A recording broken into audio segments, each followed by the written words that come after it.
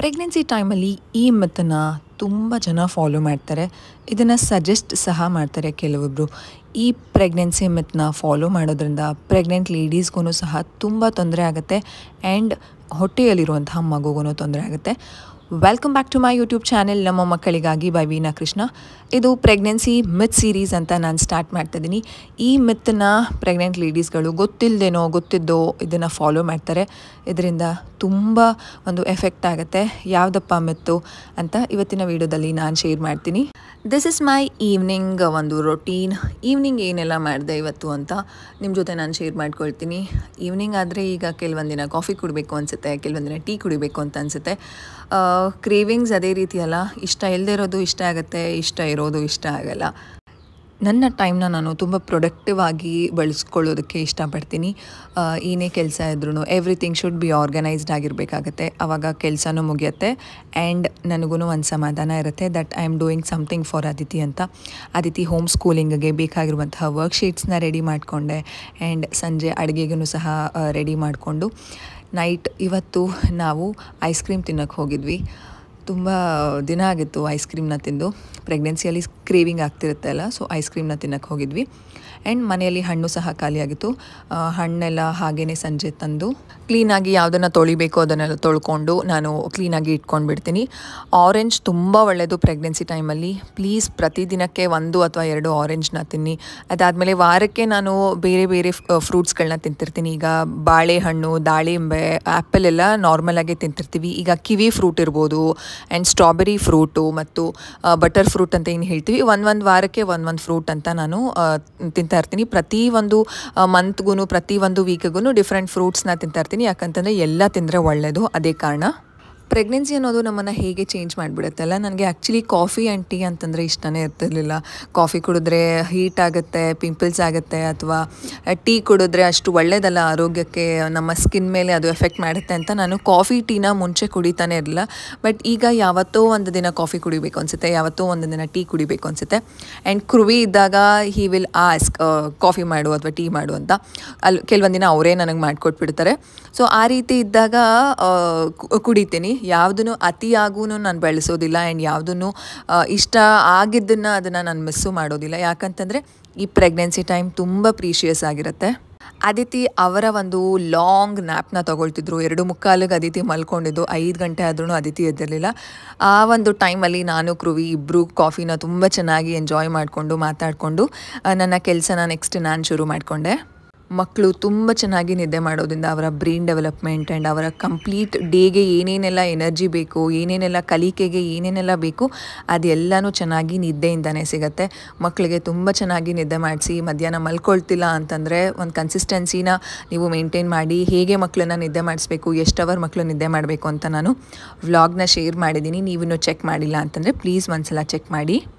ನಾವು come to the point. Pregnancy myth ಸೀರೀಸಲ್ಲಿ ಮೊದಲನೇ ಮಿತ್ ಯಾವುದು ಅಂತಂದರೆ, ಪ್ರೆಗ್ನೆನ್ಸಿ ಅಂತ ಗೊತ್ತಾಗುತ್ತೆ. ಈಗ ಕೆಲವರಿಗೆ ಫಸ್ಟ್ ಮಂತು ಅವ್ರದ್ದು ಪೀರಿಯಡ್ ಮಿಸ್ ಆಗುತ್ತಲ್ಲ, ಸೊ ಆವಾಗ ಅವರು ಟೆಸ್ಟ್ ಮಾಡ್ಕೊಳ್ತಾರೆ, ಮನೆಯವ್ರಿಗೆಲ್ಲ ಹೇಳ್ತಾರೆ ದಟ್ ಪ್ರೆಗ್ನೆಂಟ್ ನಾನು ಅಂತ. ಆವಾಗ ತುಂಬ ಜನ ಏನು ಹೇಳ್ತಾರೆ ಅಂತಂದರೆ 3 ತಿಂಗಳವರೆಗೂ ಡಾಕ್ಟ್ರ್ ಹತ್ರ ಹೋಗಬೇಡ, ಏನು ಮಾಡೋಕ್ಕೆ ಹೋಗಬೇಡ, ಸುಮ್ಮನೆ ಇದ್ಬಿಡು ಅಂತ ಹೇಳ್ತಾರೆ. ಇದನ್ನು ಎಷ್ಟೋ ಅಮ್ಮಂದಿರು ಫಾಲೋ ಸಹ ಮಾಡ್ತಾರೆ. ಈ ರೀತಿ ಫಾಲೋ ಮಾಡಬೇಕಾ? 3 ತಿಂಗಳವರೆಗೂ ಕನ್ಫರ್ಮ್ ಅಂತಂದರೆ 3 ತಿಂಗಳು ಆದಮೇಲೆ ನೀನು ಡಾಕ್ಟರ್ ಹತ್ರ ಹೋಗು. ಇಲ್ಲ ಅಂತಂದರೆ ಅವರು ಸುಮ್ಮನೆ ಏನೇನೋ ಮಾತ್ರೆ ಕೊಡ್ತಾರೆ, ಸುಮ್ಮನೆ ಸ್ಕ್ಯಾನಿಂಗ್ ಬರ್ಕೊಡ್ತಾರೆ. ಅದೆಲ್ಲ ಏನು ಬೇಡ, ನೀನು ಆರಾಮಾಗಿ ಮನೆಯಲ್ಲೇ ಇರು, ಭಾರ ಎಲ್ಲ ಏನು ಎತ್ತಕ್ಕೆ ಹೋಗ್ಬೇಡ, ಆರಾಮಾಗಿ ಮನೆಯಲ್ಲೇ ಇರು ಅಂತ ಈ ರೀತಿ ಹೇಳ್ತಾರೆ. ಇದನ್ನು ಫಾಲೋ ಮಾಡಬೇಕಾ? ನಿಜವಾಗ್ಲೂ ಇದು ಒಂದು ದೊಡ್ಡ ಮಿತ್ತಾಗಿದೆ. ಯಾವ ಒಂದು ಟೈಮ್ಗೆ ನಮಗೆ ಪ್ರೆಗ್ನೆಂಟ್ ಅಂತ ಗೊತ್ತಾಗುತ್ತೆ? ಯೂಶ್ವಲಿ ಪ್ರತಿಯೊಬ್ಬರಿಗೂ ಅವರ ಪೀರಿಯಡ್ ಮಿಸ್ ಆದಾಗ ಒಂದು ಕಿಟ್ನ ನಾವು ಬಳಸ್ತೀವಿ ಮನೆಯಲ್ಲೇ. ಆ ಕಿಟ್ಟಲ್ಲಿ 2 ಲೈನ್ಸ್ ಬಂದಾಗ ನಾವು ಪ್ರೆಗ್ನೆನ್ಸಿ ಆಗಿದೆ, ಕನ್ಫರ್ಮ್ ಆಗಿದೆ ಅಂತ ಗೊತ್ತಾಗುತ್ತೆ. ಆ ದಿನವೇ ನಾವು ಹೋಗಿ ಡಾಕ್ಟರ್ನ ಮೀಟ್ ಮಾಡಬೇಕಾಗತ್ತೆ. ಯಾಕಪ್ಪ ನಾವು ಡಾಕ್ಟರ್ನ ಮೀಟ್ ಮಾಡಬೇಕು ಅಂತಂದರೆ, ಮೊದಲನೇದಾಗಿ ಆ ಪ್ರೆಗ್ನೆನ್ಸಿ ಕನ್ಫರ್ಮ್ ಆಗಿದೆಯಾ ಇಲ್ವಾ ಅಂತ ಅವರು ಬ್ಲಡ್ ಟೆಸ್ಟ್ ಸಹ ಮಾಡಿ ಹೇಳ್ತಾರೆ. ಕೆಲವೊಂದು ಸಲ ಫಾಲ್ಸು ಬರುತ್ತೆ. ಅಂತಂದರೆ ನಾವು ಪ್ರೆಗ್ನೆಂಟ್ ಕಿಟ್ ಏನು ಯೂಸ್ ಮಾಡ್ತೀವಿ ಅದು ಕೆಲವೊಂದು ಸಲ ತಪ್ಪಾಗೂ ತೋರಿಸುತ್ತೆ. ಪ್ರೆಗ್ನೆನ್ಸಿ ಇದ್ರೂ ಸಹ ಕೆಲವೊಂದು ಸಲ ತಪ್ಪಾಗಿ ತೋರಿಸಿರುತ್ತೆ. ಸೊ ಅವರು ಬ್ಲಡ್ ಟೆಸ್ಟ್ ಮಾಡಿ ಕರೆಕ್ಟಾಗಿ ನಮಗೆ ಒಂದು ಕನ್ಫರ್ಮೇಷನ್ನ ಕೊಡ್ತಾರೆ. And also early pregnancy scan ಅಂತ ಅವರು ಬರೆದು ಕೊಡ್ತಾರೆ. ಈಗ 6 to 8 ವೀಕ್ಸಲ್ಲಿ ಅರ್ಲಿ ಪ್ರೆಗ್ನೆನ್ಸಿ ಸ್ಕ್ಯಾನ್ ಮಾಡ್ತೀವಿ. ಯಾಕೆ ಅರ್ಲಿ ಪ್ರೆಗ್ನೆನ್ಸಿ ಸ್ಕ್ಯಾನನ್ನು ಮಾಡಿಸಲೇಬೇಕು, ಮಿಸ್ ಮಾಡಬಾರ್ದು ಅಂದರೆ, ನಮ್ಮ ಗರ್ಭಕೋಶದಲ್ಲಿ ಭ್ರೂಣ ಅಂತ ಏನು ಬೆಳೀತಾ ಇರುತ್ತೆ ಅದು ಕೆಲವೊಂದು ಸಲ ಲೊಕೇಶನ್ನ ಸರಿಯಾಗಿ ಇರೋದಿಲ್ಲ. ಆ ಲೊಕೇಶನ್ ಮಗು ಎಲ್ಲಿರಬೇಕೋ ಅಲ್ಲಿರೋದಿಲ್ಲ. ಪ್ರತಿಯೊಬ್ಬರಿಗೂ ಗರ್ಭದ ಒಳಗಡೆನೇ ಒಂದು ಲೊಕೇಶನ್, ಮಗುವಿನ ಲೊಕೇಶನ್ ಇರಬೇಕಾಗುತ್ತೆ. ಕೆಲವರಿಗೆ ಹೊರಗಡೆ ಇರುತ್ತೆ, ಟ್ಯೂಬಲ್ಲಿ ಇರುತ್ತೆ. ಅದನ್ನು ಎಕ್ಟೋಪಿಕ್ ಪ್ರೆಗ್ನೆನ್ಸಿ ಅಂತ ಕರಿತೀವಿ. ಇದು ಪ್ರೆಗ್ನೆಂಟ್ ಲೇಡೀಸ್ಗೆ ತುಂಬ ಒಂದು ಮುಂದಕ್ಕೆ ಅವರ ಪ್ರಾಣಕ್ಕೇ ಇದು ಆಪತ್ತಾಗುತ್ತೆ ಕರೆಕ್ಟಾಗಿ ನೋಡ್ಕೊಂಡಿಲ್ಲ ಅಂತಂದರೆ. ಅದಕ್ಕೋಸ್ಕರನೇ ಅರ್ಲಿ ಪ್ರೆಗ್ನೆನ್ಸಿ ಸ್ಕ್ಯಾನನ್ನು ಮಾಡಿಸಲೇಬೇಕಾಗುತ್ತೆ ಪ್ರತಿಯೊಬ್ಬರೂ. ಆದರೆ ಮಿತ್ತೇನಿದೆ, ಸ್ಕ್ಯಾನಿಂಗ್ ಮಾಡಿಸಿದ್ರೆ ಮಗುಗೆ ಕೆಟ್ಟದ್ದು, ಮಗು ಚೆನ್ನಾಗಿ ಬೆಳವಣಿಗೆ ಆಗಲ್ಲ, ಏನಕ್ಕೆ ಅಷ್ಟೊಂದೆಲ್ಲ ಸ್ಕ್ಯಾನಿಂಗ್ ಮಾಡಿಸ್ಬೇಕು, ಹಿಂದಿನ ಕಾಲದೆಲ್ಲ ಅಷ್ಟೇ ಸ್ಕ್ಯಾನಿಂಗ್ ಇತ್ತಾ, ಹಾಗೆ ಹೀಗೆ ಅಂತ ತುಂಬ ಜನ ಈ ರೀತಿ ಮಿತ್ತನ್ನ ಒಂದು ಪ್ರೆಗ್ನೆಂಟ್ ಲೇಡೀಸ್ಗಳಿಗೆ ಹಾಕ್ಬಿಡ್ತಾರೆ.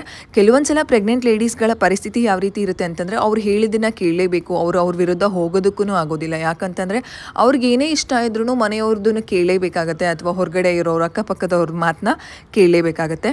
ಆ್ಯಂಡ್ ಆಲ್ಸೋ ಇನ್ನು ಕೆಲವು ಪ್ರೆಗ್ನೆಂಟ್ ಲೇಡೀಸ್ಗಳಿಗೆ ಏನೋ ಒಂದು ಕೆಟ್ಟ ಸಜೆಷನ್ ಅಂತಲೇ ನಾನು ಹೇಳ್ತೀನಿ. This is very wrong myth that ಯಾವ ಮಾತ್ರೆನೂ ತೊಗೊಳ್ಬೇಡ, ಏನು ಮಾತ್ರೆ ತಿಂದರೆ ಏನಿಲ್ಲ, ಸುಮ್ಮನೆ ನೀನು ದಪ್ಪ ಆಗ್ತೀಯಾ, ಆಮೇಲೆ ಮಗು ತುಂಬ ಊದ್ಕೊಂಡು ಬಿಡುತ್ತೆ, ನೀರ್ಮಯ ಆಗಿಬಿಡುತ್ತೆ ಮಗು, ಮಾತ್ರೆ ಎಲ್ಲ ತೊಗೊಳಕ್ಕೆ ಹೋಗಬೇಡ, ಏನಿಲ್ಲ ಆರಾಮಾಗಿ ಊಟ ಮಾಡು, ಮುದ್ದೆ ತಿನ್ನು, ಸೊಪ್ಪು ತಿನ್ನು, ತರಕಾರಿ ತಿನ್ನು, ಮಾತ್ರೆ ಎಲ್ಲ ಏನು ತೊಗೋಬೇಡ ಅಂತ ಈ ಸಜೆಷನ್ ಸಹ ಕೆಲವರು ಕೊಡ್ತಾರೆ.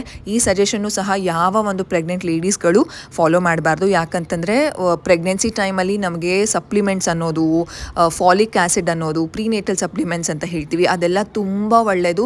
ಇದರಿಂದ ಮಗುಗೆ ತುಂಬ ಚೆನ್ನಾಗಿ ಬ್ರೈನ್ ಡೆವಲಪ್ಮೆಂಟ್ ಇರ್ಬೋದು, ಮಗುವಿನ ಕಂಪ್ಲೀಟ್ ಒಂದು ಓವರಾಲ್ ಗ್ರೋತ್ ಅಂತ ಏನು ಹೇಳ್ತೀವಿ, ತಾಯಿಗೆ ಸಿಗಬೇಕಾಗಿರುವಂತಹ ನ್ಯೂಟ್ರಿಷನ್ ನಿಜವಾಗ್ಲೂ ಸಿಗುತ್ತೆ. ಹಾಗಂತ ನಾನು ಆಹಾರದಿಂದ ಸಿಗಲ್ಲ ಅಂತ ಹೇಳ್ತಿಲ್ಲ, ನಿಜವಾಗ್ಲೂ ಆಹಾರನೂ ನಮಗೆ ಬೇಕಾಗಿರುತ್ತೆ. ಈ ಟೈಮಲ್ಲಿ ಫಸ್ಟ್ 3 ಮಂತ್ಸಲ್ಲಿ ನಮಗೆ ಯಾವುದೇ ರೀತಿ ಆಹಾರ ತಿನ್ನಬೇಕು ಅಂತ ಅನಿಸೋದಿಲ್ಲ, ವಾಮಿಟಿಂಗ್ ಇರುತ್ತೆ, ಒಂಥರ ನಾಸಿಯಾ ಇರುತ್ತೆ, ತುಂಬ ಹಿಂಸೆ ಆಗ್ತಿರುತ್ತೆ ಹಾರ್ಮೋನಲ್ ಚೇಂಜಸ್ಸಿಂದ. ಬಟ್ ಈ ಟೈಮಲ್ಲಿ ನಾವು folic acid, iron supplements, calcium supplements doctor ಏನೇನೇನು ಪ್ರಿಸ್ಕ್ರೈಬ್ ಮಾಡ್ತಾರೋ ಅದನ್ನೆಲ್ಲನೂ ತೊಗೊಂಡ್ರೇ ನಮ್ಮ ಮಗು ಚೆನ್ನಾಗಿ ಒಳಗಡೆ ಡೆವಲಪ್ ಆಗ್ತಾ ಇರುತ್ತೆ. ಈ ಮಿತ್ನ ತುಂಬ ಪ್ರೆಗ್ನೆಂಟ್ ಲೇಡೀಸ್ಗಳು ಫಾಲೋ ಮಾಡಿರ್ತಾರೆ, ಅಥವಾ ನಿಮಗೇನಾದರೂ ಮಿತ್ಸ್ ಹೇಳಿದ್ರೆ ಅದ್ರ ಬಗ್ಗೆನೂ ನಾನು ಮುಂದಿನ ವೀಡಿಯೋಸ್ಗಳಲ್ಲಿ ನಾನು ಮಾತಾಡ್ತಾ ಹೋಗ್ತೀನಿ. ದಿಸ್ ಇಸ್ ಮೈ ಫಸ್ಟ್ ಮಿತ್ ಸೀರೀಸಲ್ಲಿ ಇದನ್ನು ಮೊದಲನೇ ಮಿತ್ ಅಂತ ನಾನು ಕನ್ಸಿಡರ್ ಮಾಡಿ ನಿಮ್ಮ ಜೊತೆ ಹೇಳಿದ್ದೀನಿ. ಯಾಕಂತಂದರೆ ಇದೇ ಅನಿಸುತ್ತೆ ಫಸ್ಟ್ ಮಿತ್ತು ಸಾಕಷ್ಟು ಜನ ಫೇಸ್ ಮಾಡೋದು. ಸೊ ಇದಾಗಿತ್ತು ಒಂದು ಮಿತ್ ಸೀರೀಸಲ್ಲಿ ಫಸ್ಟ್ ವೀಡಿಯೋ. ನನ್ನ ಒಂದು ಕಂಪ್ಲೀಟ್ ಈವ್ನಿಂಗ್ ರೊಟೀನಲ್ಲಿ ಶೇರ್ ಮಾಡ್ಕೊಂಡಿದ್ದೀನಿ. ಆ್ಯಂಡ್ ಐಸ್ ಕ್ರೀಮ್ ತಿನ್ನೋಕ್ಕೆ ಹೋಗಿದ್ವಿ, ಅಲ್ಲಿ ಏನೇನಾಯಿತು ಅಂತ ನೀವೇ ನೋಡಿ. ಇದೇ ರೀತಿ ಈವ್ನಿಂಗ್ ವ್ಲಾಗ್ಸು, ಡೈಲಿ ರೊಟೀನು ಎಲ್ಲನೂ ನಿಮ್ಮ ಜೊತೆ ನಾನು ಶೇರ್ ಮಾಡ್ಕೊಳ್ತೀನಿ. ಆ್ಯಂಡ್ ನನಗೂ ತುಂಬ ದಿನ ಇಲ್ಲ, ಹಾರ್ಡ್ಲಿ 4 to 5 ವೀಕ್ಸ್ ಇದೆ. I am really eager to receive my cute baby. ಅದು ಯಾವುದಾದ್ರೂ ತೊಂದರೆ ಇಲ್ಲ, ಹೆಣ್ಣಾಗಲಿ ಗಂಡಾಗಲಿ. ತುಂಬ ಜನ ಪ್ರಿಡಿಕ್ಟ್ ಮಾಡ್ತಿರ್ತಾರೆ ಹೆಣ್ಣಾಗುತ್ತೆ ಗಂಡಾಗುತ್ತೆ ಅಂತ. ನನಗೆ ಒಂದು ಮುದ್ದಾದ ಆರೋಗ್ಯವಂತ ಮಗು, ದೇವರ ಆಯುಸ್ಸು ಆರೋಗ್ಯ ಭಾಗ್ಯ ಕೊಟ್ಟು ಒಂದು ಒಳ್ಳೆ ಪ್ರಜೆಯಾಗಿ ಈ ಸಮಾಜಕ್ಕೆ ಕೊಟ್ಟರೆ ಅಷ್ಟೇ ನಾನು ಎಕ್ಸ್ಪೆಕ್ಟ್ ಮಾಡ್ತಿರೋದು. ಇದೇ ಬೇಕು ಅದೇ ಬೇಕು ಅಂತೆಲ್ಲ ನನಗೆ ಏನೂ ಇಲ್ಲ. ನಾನಂತೂ ತುಂಬ ಎಂಜಾಯ್ ಮಾಡ್ತಿದ್ದೀನಿ ಈ ಟೈಮ್ನ. ನೀವು ನಿಮ್ಮ ಪ್ರೆಗ್ನೆನ್ಸಿ ಟೈಮ್ನ ತುಂಬ ಎಂಜಾಯ್ ಮಾಡಿ. ಯಾಕಂತಂದರೆ ತಿರ್ಗಾ ಈ ಒಂದು ಟೈಮ್ ಬರೋದಿಲ್ಲ, ಆ್ಯಂಡ್ ನಿಮ್ಮ ಮಗುನೂ ನಿಮ್ಮ ಹೊಟ್ಟೆ ಒಳಗಡೆ ತಿರ್ಗಾ ಹೋಗೋಕ್ಕೆ ಚಾನ್ಸೇ ಇಲ್ಲ. ಸೊ ಆ ರೀತಿ ನಾನು ಪ್ರತಿದಿನ ಎಂಜಾಯ್ ಮಾಡ್ತಾ ತುಂಬ ಮಸ್ತ್ ಮಜಾ ಮಾಡ್ತಿದ್ದೀನಿ. ಮತ್ತೊಂದು ವಿಡಿಯೋದಲ್ಲಿ ಪ್ರೆಗ್ನೆನ್ಸಿ ಮಿತ್ ಜೊತೆ ಬರ್ತೀನಿ. Until then take care all of you. ನೀವಿನ್ನು ಚಾನಲ್ನ ಸಬ್ಸ್ಕ್ರೈಬ್ ಮಾಡ್ಕೊಳ್ಳಿ. ಫಸ್ಟ್ ಟೈಮ್ ನನ್ನ ವೀಡಿಯೋಸ್ನ ನೋಡ್ತಿದ್ದೀರಾ ಅಂತಂದರೆ ಪ್ಲೀಸ್ ಸಬ್ಸ್ಕ್ರೈಬ್ ಮಾಡ್ಕೊಳ್ಳಿ. ಮಾಮೀಸ್ ರಿಲೇಟೆಡ್ ವೀಡಿಯೋಸ್ ನನ್ನ ಚಾನಲಲ್ಲಿ ನೀವು ನೋಡಬಹುದು. ಏನಕ್ಕೆ ಬಂದಿರೋದು ಇವಾಗ ನಾವಲ್ಲಿದ್ದಿ? ಎಲ್ಲಿಗೆ ಬಂದಿದ್ದೀವಿ? ಎಲ್ಲಿಗೆ ಬಂದಿದ್ದೀವಿ ಕದ ನಾವಿವಾಗ? ಐಸ್ ಕ್ರೀಮ್ ತಿನ್ನೋಕೋ? ಯಾವ ಐಸ್ ಕ್ರೀಮ್ ಬೇಕು ಅದಿತಿಗೆ? ಯಾವುದು? ಡೆತ್ ಬೈ ಚಾಕ್ಲೇಟ್ ಬೇಕಂತೆ ಅದಿತಿಗೆ. ಅದಿತಿಗೆ ಡೆತ್ ಬೈ ಚಾಕ್ಲೇಟ್ ಬೇಕಾ? ಎಲ್ಲಿಗೆ ಬಂದಿದ್ದೀವಿ ನಾವು? ಐಸ್ ಕ್ರೀಮ್ ತಿನ್ನೋಕ್ಕೆ. ಇವಾಗ ನಿಮ್ಗೆ ಟೈಮ್ ಎಷ್ಟಾಗಿದೆ ಅಂತ ಗೊತ್ತಾ? ಎಷ್ಟಾಗಿದೆ time? 11:30. Oh that's so good. Correct 11:30 ಆಗಿಬಿಟ್ಟಿದೆ. 11.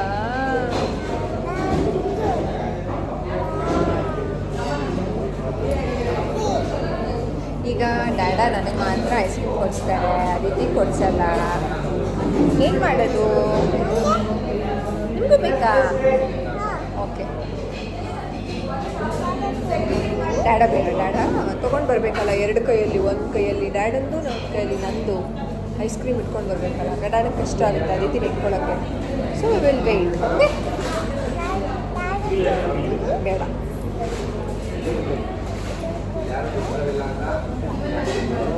ನೀವು ಮಾಡಿ.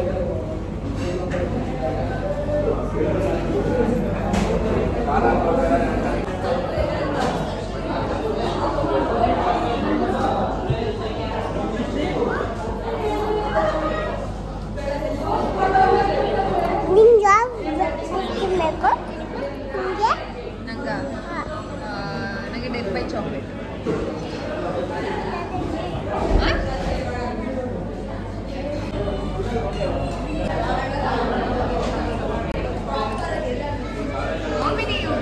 ಎಷ್ಟಂದ್ರಿ?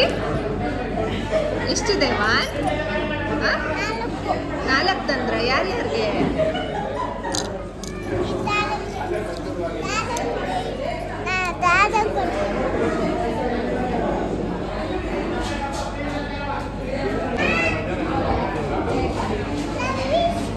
ಆ ಕಡೆ ನಡಿ, ಮಮ್ಮ ಹತ್ರ ನಡಿ, ಮಮ್ಮ ಹತ್ರ ನಡಿ.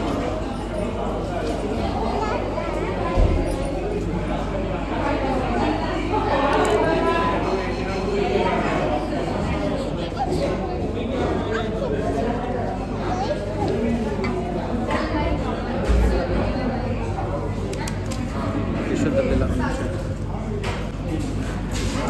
ವೆಯ್ಟ್ ಮಾಡು. ಓಕೆ, ಅಲ್ಲೇ ಇರೋ. ಟಿಶ್ಯೂ ತೊಗೊಂಬರ್ತೀನಿ. ಅಲ್ಲೇ ಇರಿ ಬಬಿ. ಅದಿತಿ,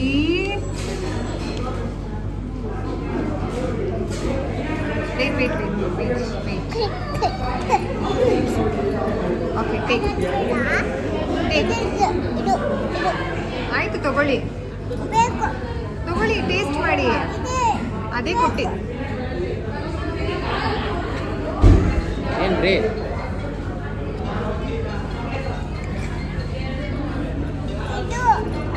ಸರಿನಾ?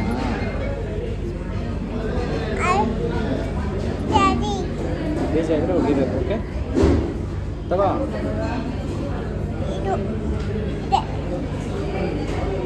ಅದೇ ಕ್ರೀಮ.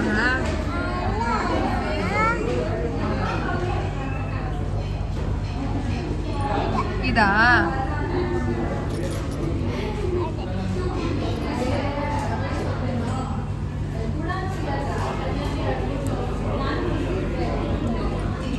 ಮಮ್ಮ ತಿನ್ಕೊಳ್ಳ ಎಲ್ಲ? ಇನ್ನೊಂದು ಫ್ಲೇವರ್ ಹೇಳ್ತೀನಿ ಅಂದರೆ ಆಮೇಲೆ ತಗೋ. ಅದಿತಿ ಇಲ್ಲಿ ಮಮ್ಮ.